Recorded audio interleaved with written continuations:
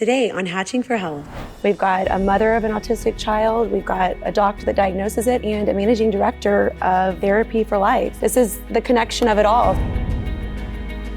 Our son was born completely normal, we thought, right? Hitting milestones when they said that we should hit them, walked appropriately, crawled appropriately, and even around 15 months started talking, started saying words, mama, dada. And probably about 3 months later, we just realized that he wasn't saying anything anymore. It's important for parents to feel heard, that they're just not coming in to have a developmental evaluation, but also to kind of put out their concerns, their questions. And so how is Phoenix doing now? So you guys have been there, he's thriving 8 months in. He's,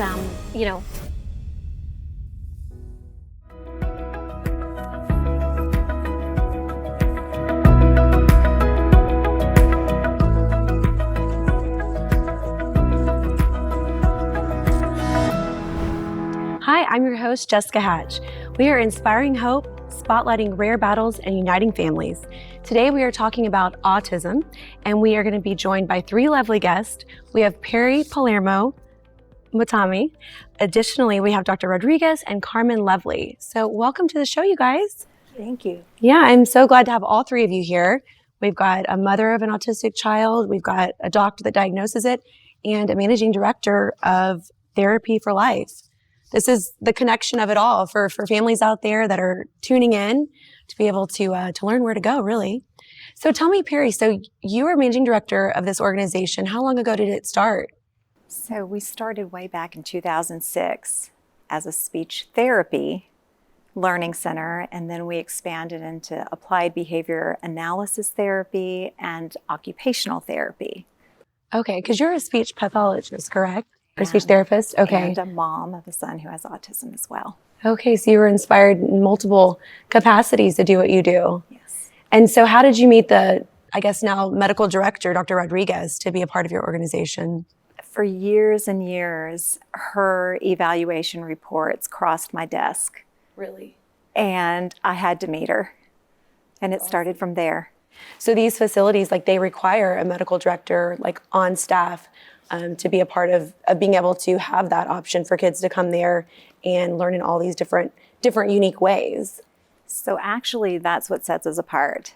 There is no requirement for that. Oh, really? And so having a behavioral developmental pediatrician who's boarded in this and is specializing in this area of autism and other developmental disorders as a medical director is just a higher level quality of care and practice. Oh, that's great. That makes a lot of sense. That makes you guys stand out. It's like another unique quality. And your location, you guys are right here in Houston, Texas, like San Felipe, and I think you said Post Oak Place Drive. Very easy to get to. And so Karman, so you have a 4-year-old that attends the school. Is that right? A 4-year-old son? 4-year-old son. And you guys, how long have you, I guess kind of a member or a student there? Sure. We started in August of 2022. And so we've been there a short time, so maybe 8 months. We're so happy that we're there finally, but we've been there since August. And so what was that journey like for you guys in understanding that, this was a good fit for your son? Because it's not just, I guess, autistic children there, but also just different developmental disorders that learn a little differently. Sure. So, Phoenix our son was born completely normal, we thought, right? Hitting milestones when they said that we should hit them, walked appropriately, crawled appropriately. And even around 15 months started talking, started saying words, mama, dada. I have a video still to this day that he was saying duck and quack and all of this beautiful things. And probably about 3 months later, we just realized that he wasn't saying anything anymore. Like the words were gone. And we didn't really think much about it. I was going through a medical issue myself and going through chemotherapy at the time. And we were like, he's going to be okay. He's going through something. We're going through things. And we just kind of went with status quo for a while. Yeah, kind of coasted. And then we decided around 2 that maybe he needs school. And this was during COVID as well. And so we were like, let's try preschool. And so we did research. We found a really good preschool here in Houston. And we started, and the preschool, you could watch them online. Mm-hmm. And so we had never sent him anywhere. And so I was just obsessed with watching him, randomly throughout the day. Yeah, and he would be in the corner crying. really. And we would pick him up and he was crying. And that lasted a couple of months. And we just thought, okay, our child, something's wrong and we don't know what it is. And so our thought was, let's try a different preschool. Yeah. Not thinking, he's still not talking. And so we went to a different preschool and we sent him the first day. Everything was great. Mm-hmm. And we were like, oh my Thinking, gosh, oh, this is amazing. that's what it was. This is what it is. It was just a change of environment, Mm-hmm. right? We all think that. Yeah. And we sent him the second day and I go to pick him up from school. And I get to the door and the director has his belongings ready to give to us and told us that maybe we should try our public school system. They might have a place for us. Okay. And I was like, what happened? Yeah. What happened? And they said he tried to put a puzzle together and it was transition time and he didn't want to transition. He wanted to finish the puzzle. So he threw the puzzle across the floor and that was that. And so we get in the car. I remember that day, I called my husband and I'm like, I don't know what we're going to do. And we called our pediatrician. And during this whole time, when a child isn't speaking, the first thing is, oh, well, he has ear infections. So we went that route and we had surgery and thinking that maybe that was the cause of the not talking. And so we made an appointment with our pediatrician and she said, I think it's time to start looking at other avenues. And not to interrupt, but Dr. Rodrigues, is this like a very common kind of chain of events that take place when people find you and kind of start to get answers? Yes, unfortunately, I feel like it is because autism is such a spectrum. And sometimes people have a preconceived notion of what a child with autism should look like. Mm-hmm. Maybe they're not making eye contact, or maybe they're not speaking, or maybe they're engaging in repetitive behaviors. So when you have a child like Phoenix, like Karman was saying, he was meeting some of those early milestones on time. He didn't fit into the typical mold that people think of with autism spectrum disorder. And I think that's where it can get very frustrating to our parents is they know in their heart something's different. Mm-hmm. I need to get this looked at, but you don't always know where to go. Mm-hmm. And so most people will go to their pediatricians. And pediatricians are excellent first line. Mm-hmm. That's part of what they do with their well child checks is doing developmental surveillance and screening. And we rely on that first line as specialists. So Karman took all the right steps. But the other factor, I think, that played a big role is the pandemic. Mm-hmm. And children being away from other children, being out of child care centers. That's another confounding factor, I think, for families when they're thinking about, well, what could be playing a role in my child's development? Maybe my child hasn't had the opportunity to socialize with peers. So then enrolling your child into a daycare program or a Mother's Day Out or a school program. And in Karman's case, the first program they went to, it didn't seem to meet his needs. And then the second program, even though it seemed good initially, by day 2, there were already things that were flagging as this is going to create some problems for Phoenix and our family. So yes, it is unfortunately a common story where parents feel like I'm going through all the avenues that I know how to go through, but I'm not sure where I need to go to get the help I need for my child. And so therapy for life, at what age do you guys welcome, individuals to come in and basically be interviewed to see if they're, a good fit in a place that they can learn? Well, we see very, very young, from birth on, for speech therapy, feeding therapy, occupational therapy, and for applied behavior analysis, ABA therapy. It's diagnosed at 18 months, and that's when we begin to enroll now, early.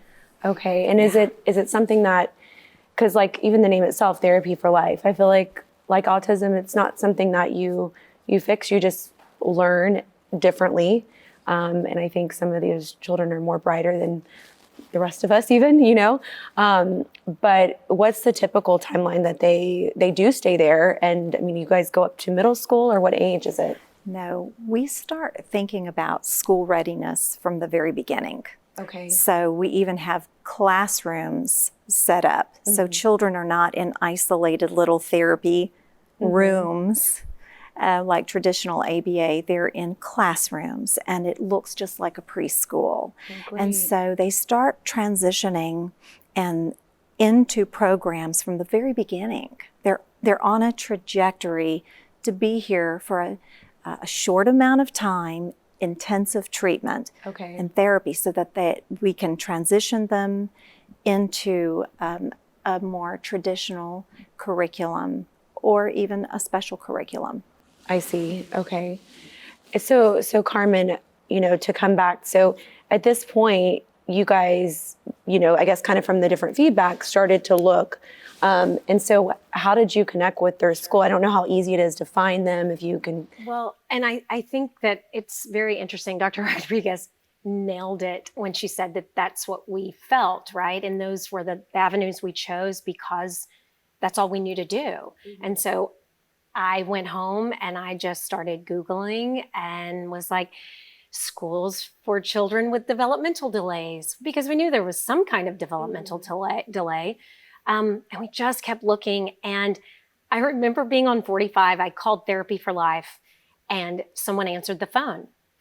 And you get this interesting, when you feel something that first time when you're just on the phone with someone, you're like, okay, could I schedule a tour? Sure. Do you want to come in today? And I was like, yes. Yeah.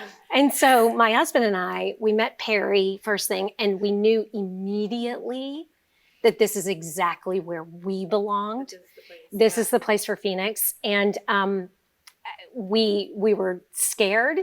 And I was like, he's going to cry the first day. What are we going to do? Because what if it doesn't work? What if he's not okay? And Perri said, trust us. If he needs a hug, he's going to get a hug. He's going to be okay. And by day 2, no tears, straight in, love's going, and he's happy. And that's all that matters to us. I love it. We do have to take a commercial break, but that's so heartwarming. And your personality, I would hope that you'd greet me at that door. So we will be right back with you after this quick commercial break. Coming up next on Hatching for Health. It's important for parents to feel heard, that they're just not coming in to have a developmental evaluation, but also to kind of put out their concerns, their questions. And so how is Phoenix doing now? So you guys have been there, he's thriving 8 months in. Hey, welcome to Infinity Diagnostic Center and Prestige Medical Pain Clinic. We are right here in the heart of Houston, inside the 610 Loop. We do interventional pain management and we do MRIs. Our MRI facility offers a 1.5 Tesla Siemens magnet. We can do MRIs of the brain, spine, any extremity, foot and ankle, we got you covered. Then we have our pain suite. So our pain suite is for when you do have that pain. You get the MRI and now the doctor can sit and evaluate that MRI with you and look at exactly what's going on. And right here, they'll do an interventional pain injection, ESIs, transforaminal, a various amount. We've got 2 doctors on staff, so we got you covered. Before you actually get set up over here, you're gonna come to our consultation room in which you will be visited with one of the specialists. And we're treating insurance, cash patients, Department of Labor, and personal injury, which is so important. So we can take care of all of those different needs. Just come see us here at Infinity Diagnostics and Prestige Medical Pain Clinic.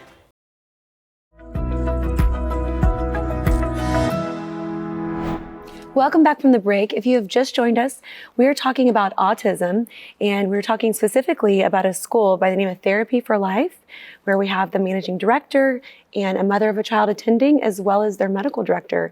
So quite a unique little combination here.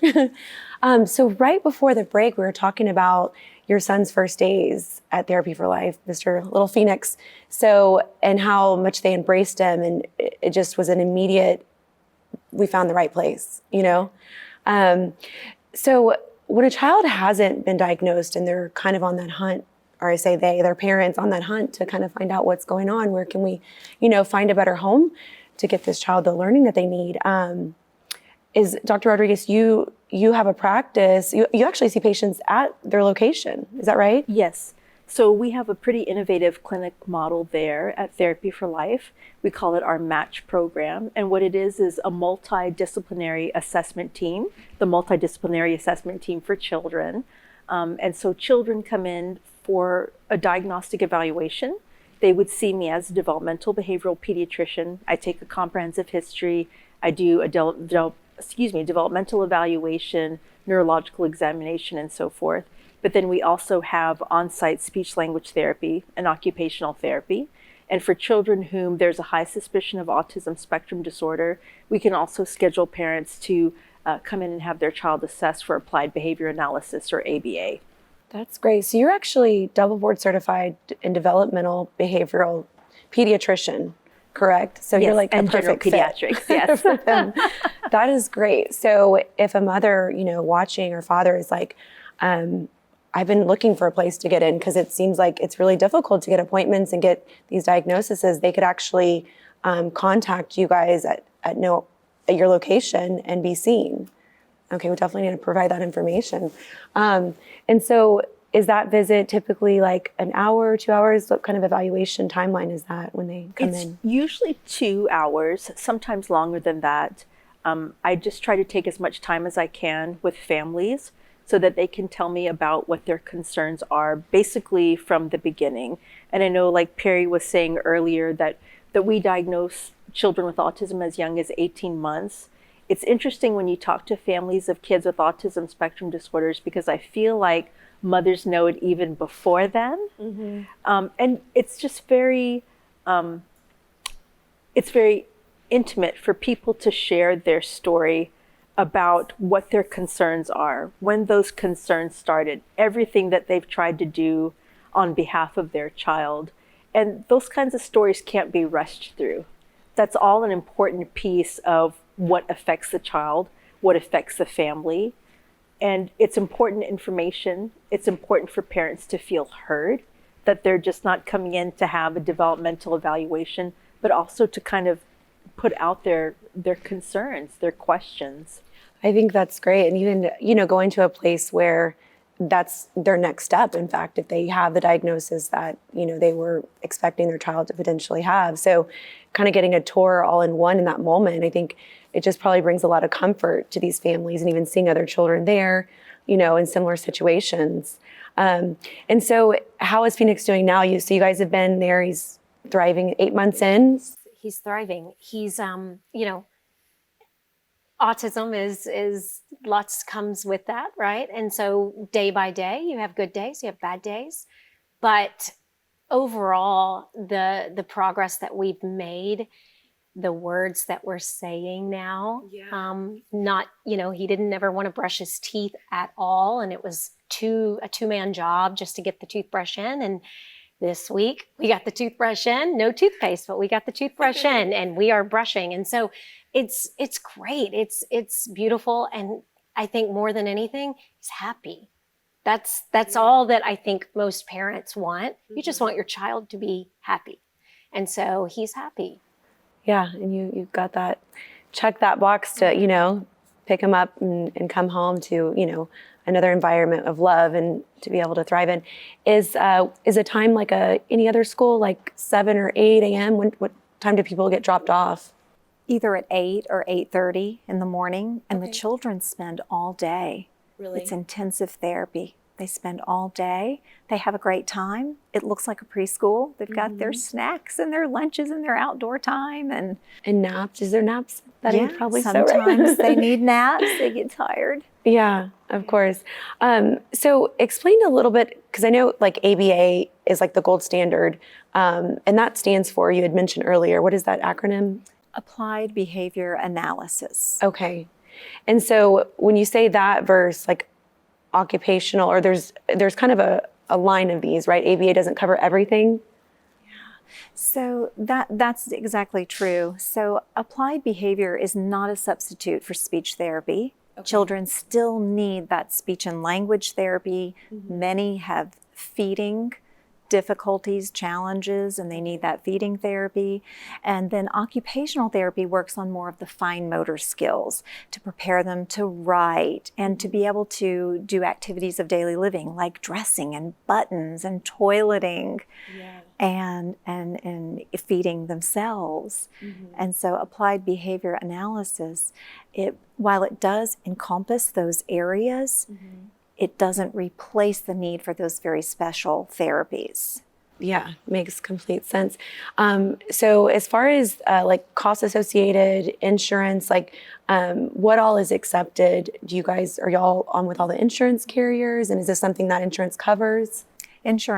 Commercial insurance does cover the cost of the applied behavior analysis therapy, the speech, and the OT, occupational therapy, and their commercial insurance plans, which we're in network with everyone. And now Medicaid, Texas Medicaid, back in 2014 passed a law saying that Medicaid would pay for these services, ABA services. We are just now starting to see Them actually pay? they haven't paid yet. We've enrolled some children. Okay.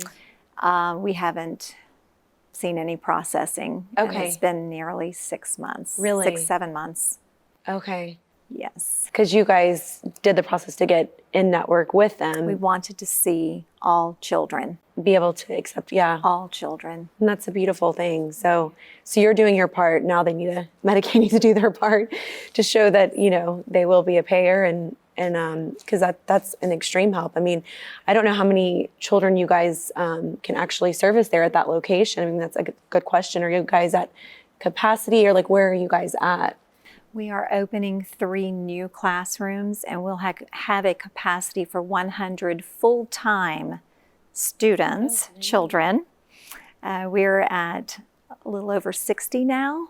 Okay. And so we're growing. Yeah, that is wonderful. And that's from 18 months, up to a few years old what is, I guess, technically the oldest, kind of the cutoff before it would be a different environment that they might need to find a school?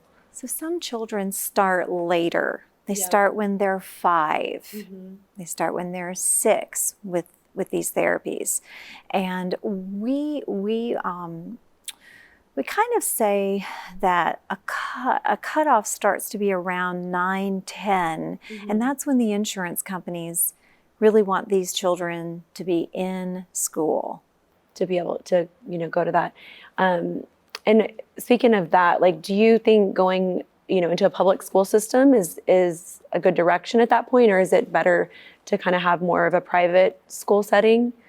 I guess it's more of an opinion thing, but but what do you find them, end up graduating to? Like what direction? Many, many families go towards the public school system and the children thrive. That's great. Yeah. Some children. I think every child just needs that before they go to public school. I'm kidding, but public schools they're just so hectic these days, right? It's a lot has changed and, but I mean, I think Houston does have a lot of great options for public and private, thankfully, in a lot of great areas. So before you were practicing there, were you part of a group or were you independently? So I've actually been a developmental behavioral pediatrician for over 15 years. I completed my fellowship at Cincinnati Children's and stayed on as faculty. Then I worked at the Child Study Center in Fort Worth. And I most recently worked for Texas Children's Hospital at the Meyer Center for over 10 years. And I just wanted to say, we were talking about ABA earlier, applied behavior analysis. This is an intensive therapy, right? So even though the way that our program is set up is a school preparatory program, and kids are introduced into a classroom on day 1, the kids are working hard all day. And what ABA is designed to do is to target the core deficits of autism. So those core deficits are communication deficits, social skills deficits, repetitive behaviors, interests, like Karman was talking about, Phoenix having difficulty transitioning between things like a puzzle, for instance, and sensory issues. So throughout the day, even though it's a preschool setting, and there are lots of preschool-like activities, the targets that the children are expected to meet are intense because these are not necessarily inherently motivating behaviors for the child. So the board certified behavior analysts who work at Therapy for Life, there's one in each classroom. The registered behavior technicians who work one-on-one with the kids, they are constantly finding ways to motivate children to meet those targets, with the end goal being that we provide the child with enough foundational skills that then the family can make a decision about what is the right school setting for that child. A lot of our children go into the public school setting, and public schools have come a long way in regard to the kinds of programs they offer children who are on the spectrum.